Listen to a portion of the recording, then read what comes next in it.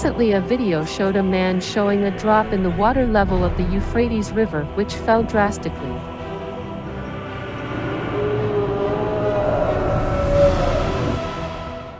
Le niveau de l'Euphrate, dans le nord-est de la Syrie, est si bas que 5 millions de personnes pourraient ne plus avoir accès à l'eau potable. Il fut un temps où la bande de terre située entre le Tigre et l'Euphrate, au Moyen-Orient, était si luxuriante qu'elle avait mérité le surnom de « croissant fertile ». Alors, qu'est-ce que cela signifie pour le destin de l'humanité? L'assèchement de l'Euphrate est significatif tant sur le plan biblique que sur le plan scientifique.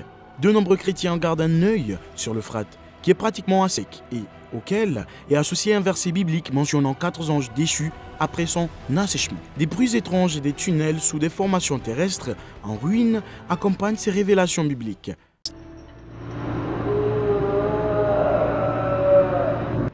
Alors, l'assèchement de l'Euphrate historique est-il dû à l'accomplissement imminent des passages de l'Apocalypse, ou y a-t-il une autre raison dont nous devrions être conscients?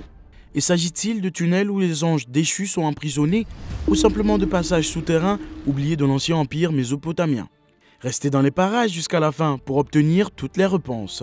La civilisation de la Mésopotamie antique s'est développée sur les rives de 2 grands fleuves, l'Euphrate et le Tigre. Les peuples de Mésopotamie s'appuyaient sur ces fleuves pour s'approvisionner en eau potable, irriguer les cultures et disposer de voies de communication vitales au milieu d'un immense désert.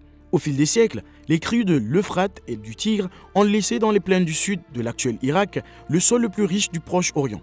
Pendant 3000 ans, les peuples de Mésopotamie ont maintenu un degré important d'unité culturelle, même si, politiquement, ils étaient beaucoup plus fragmentés. Les souverains de diverses régions, Sumers, Akkad, Babylone et Assyrie, ont dominé la Mésopotamie dans son ensemble à un moment ou à un autre. Pendant les périodes de grande unité politique, les souverains ont étendu leur influence au-delà des 2 fleuves, gouvernant les territoires environnants et contrôlant les routes commerciales du Proche-Orient. Les rois sumériens et akkadiens, de la fin du 3e millénaire avant notre ère, ont fait les premières tentatives connues de création d'empires à grande échelle. Le fleuve, qui s'étend sur 1740 miles, est considéré comme le plus long d'Asie. Le fleuve coule de la Turquie vers la Syrie, l'Irak et la Turquie avant de rejoindre le golfe Persique. Cependant, l'Euphrate est en péril. Le fleuve est nettement plus petit qu'il y a quelques années en raison de la politique de l'eau des voisins de l'Irak, la Turquie et la Syrie, d'une sécheresse de 2 ans et d'années d'abus de la part de l'Irak et de ses agriculteurs. 2 passages de la Bible annoncent également l'assèchement de l'Euphrate. Dieu prononce un jugement contre les fonctionnaires et les sages de Babylone et contre ses faux prophètes, ses guerriers, ses chevaux et ses chars et ses trésors. Puis Dieu dit: une sécheresse sur ces eaux, elles se tariront, car c'est un pays d'idoles qui deviendront folles de terreur. Jérémie 50, verset 38. Les eaux de Babylone sont l'Euphrate et le Tigre. Ces 2 fleuves sont en train de s'assécher. Est-ce l'accomplissement de la prophétie de Jérémie? Cette prophétie s'est très probablement accomplie par une action militaire lorsque le souverain perse Cyrus a envahi Babylone en 539 avant Jésus-Christ. Selon l'historien grec Hérodote, Cyrus a suffisamment détourné les eaux de l'Euphrate pour permettre à son armée d'entrer par les conduits situés sous les murs de la ville.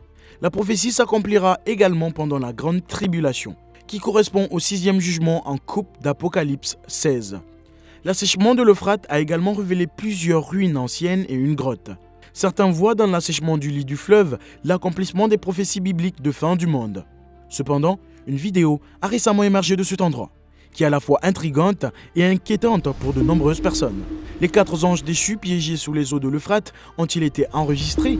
Qu'en est-il des sons de la bête scorpion expulsée de la terre lorsque le puits sans fond d'Apocalypse 9 est ouvert? Une vidéo censée montrer des archéologues travaillant sur le site asséché de l'Euphrate a récemment été rendue publique. La vidéo prétend également avoir capté des anges déchus ou de démons emprisonnés dans l'abîme. Nous devons souligner que ces sons pourraient être inventés, et cela est loin d'être une preuve, d'autant plus que nous en avons qu'une seule vidéo. Cependant, sachez qu'il y a 4 anges qui sont liés au fleuve Euphrate, et que lorsqu'ils seront déchaînés, ils tueront un tiers des hommes avec 200 millions de cavaliers. C'est quelque chose que nous avons appris de la Bible. De nombreuses personnes ont mis en doute la véracité des sons provenant du puits, mais tout le monde s'accorde sur l'emplacement de l'étrange tunnel situé sous le lit du fleuve, qui pourrait abriter les anges déchus dont parle la Bible, qui sont les anges déçus, emprisonnés sous l'Euphrate. L'identité des anges sous l'Euphrate est connue grâce au chapitre 12, versets 7 à 9 de l'Apocalypse. Selon la Bible, alors la guerre éclata dans le ciel. Michel et ses anges combattirent contre le dragon, et le dragon et ses anges se défendirent. Mais il ne fut pas assez fort, et ils perdirent leur place dans le ciel.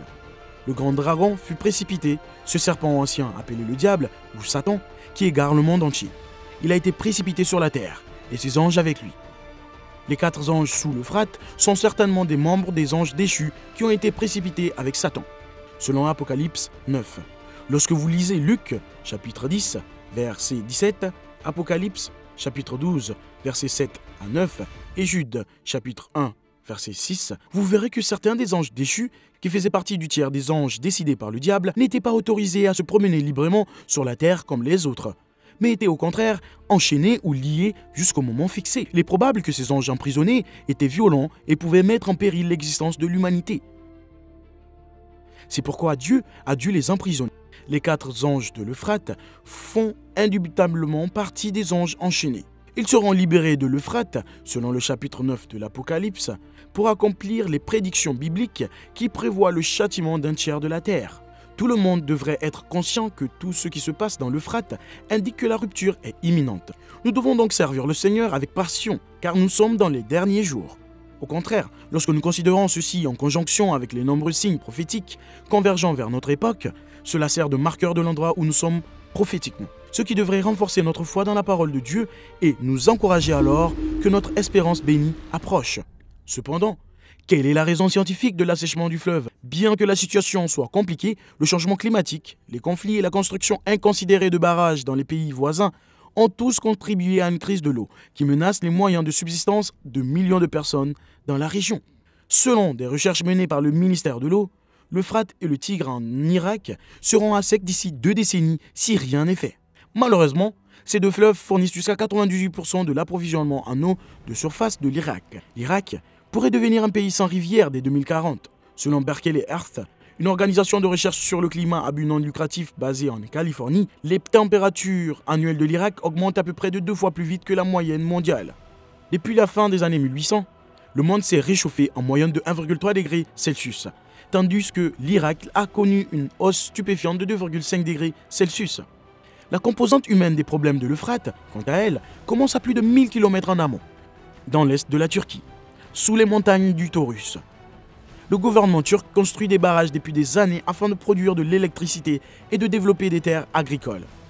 Le barrage de Keban, sur le cours supérieur de l'Euphrate, a été achevé en 1974, et le barrage Atatürk en 1990.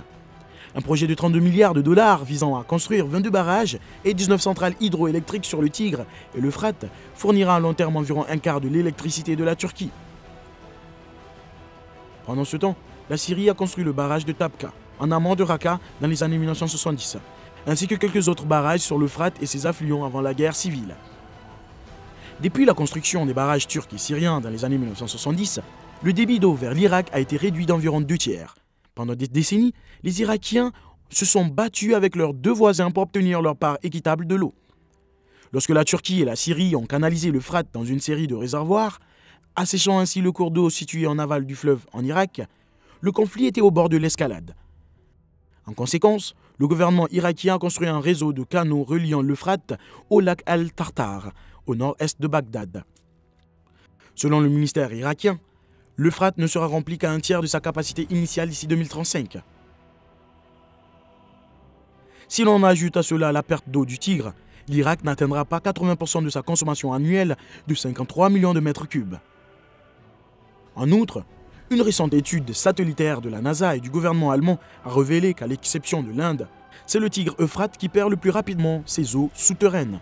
Le World Resources Institute, une organisation environnementale à but non lucratif basée aux États-Unis, a identifié l'Irak comme l'un des pays qui seront confrontés à un stress hydrique extrêmement grave d'ici 2040. La population irakienne ressent déjà les effets de l'assèchement de l'Euphrate. Selon les organisations humanitaires, la crise actuelle de l'eau en Irak menace déjà la vie d'au moins 10 millions de personnes et limite l'accès à la nourriture et à l'énergie. La production de blé dans le nord de l'Irak pourrait chuter jusqu'à 70%. Pour améliorer la situation, le système d'irrigation devrait être entièrement revu. ce qui pourrait coûter entre 60 et 80 milliards de dollars. Une somme dont la nation souffrante ne dispose tout simplement pas, ce qui laisse présager une famine à l'horizon. En outre, la rupture des barrages entraîne une diminution de l'approvisionnement en électricité, ce qui affecte le fonctionnement des hôpitaux et d'autres infrastructures essentielles. La situation actuelle est-elle le résultat du changement climatique et de la politique régionale? Ou pensez-vous que les prophéties bibliques sont en train de se réaliser? Dites-nous ce que vous en pensez dans la section des commentaires ci-dessous.